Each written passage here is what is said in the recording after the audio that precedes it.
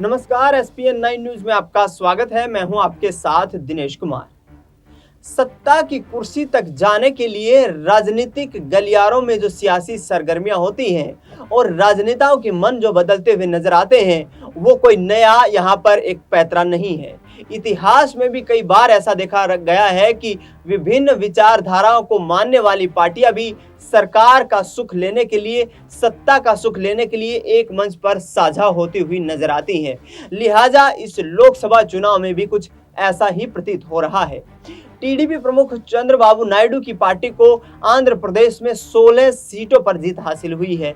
बिहार में नीतीश कुमार की पार्टी को 12 लोकसभा सीटों पर जीत हासिल हुई है। दोनों नेता 28 सांसदों को लेकर किंग मेकर की भूमिका में नजर आए हैं। तमाम अपनी मांगे भी यहां पर स्पष्ट रूप से रखते हुए नजर आए हैं। लेकिन इस बीच आपको बता दें कि दोनों राज्यों की प्रमुख मांगे दोनों राज्यों को विशेष राज्य का दर्जा देने की है।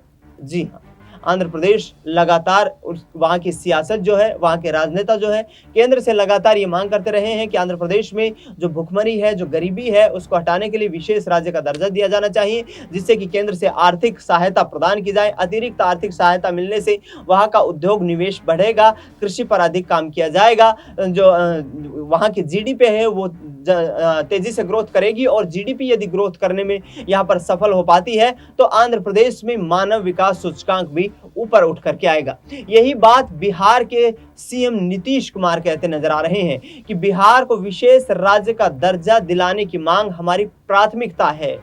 370 को हटाने की मांग हमारी प्राथमिकता है।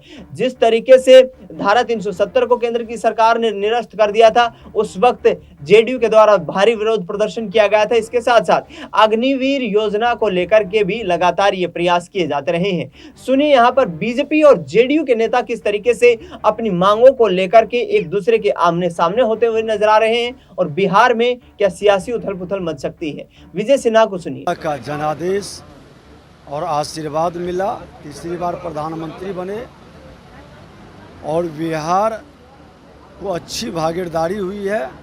प्रधानमंत्री जी को हृदय से धन्यवाद और देश जी की जनता का प्रति आभार है कि आपने तीसरी बार विकसित भारत बनाने के संकल्प को साकार करने का अवसर दिए हैं। आतंकवाद, उग्रवाद, अपराध और भ्रष्टाचारी बेचैन हैं और इनकी सफाया तय है।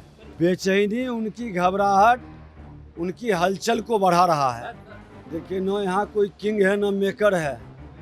यहाँ सभी राष्ट्र की सेवा करने के लिए और जनता के दिए जनादेश का ईमानदारी से विकसित भारत बनाने के संकल्प को साकार करने वाले लोगों का एक परिवार। तो आपने सुना, यहाँ पर बिहार के डिप्टी सीएम विजय सिन्हा कहते हुए नजर आ रहे हैं कि सबके सहयोग से सरकार चलेगी, किसी की कोई विशेष मांग नहीं है। जबकि दूसरी तरफ जेडीयू नेता ये कहते हुए नजर आ रहे हैं कि बिहार को आर्थिक रूप से पिछड़ा हुआ राज्य का दर्जा दिलाना हमारी प्राथमिकता है और विशेष राज्य का दर्जा दिलाने तक हम अपना जो है अपनी मांग को यहाँ पर अडिग रहेंगे उस मांग पर और इस मांग को मनवाने में पुरजोर कोशिश करेंगे। देखना ये होगा कि एनडीए सरकार में क्या इन तमाम मांगों को मान लिया जाता है या फिर एक आगे आने वाले वक्त में कोई नई सरकार गठित होती हुई देखने को मिलती है।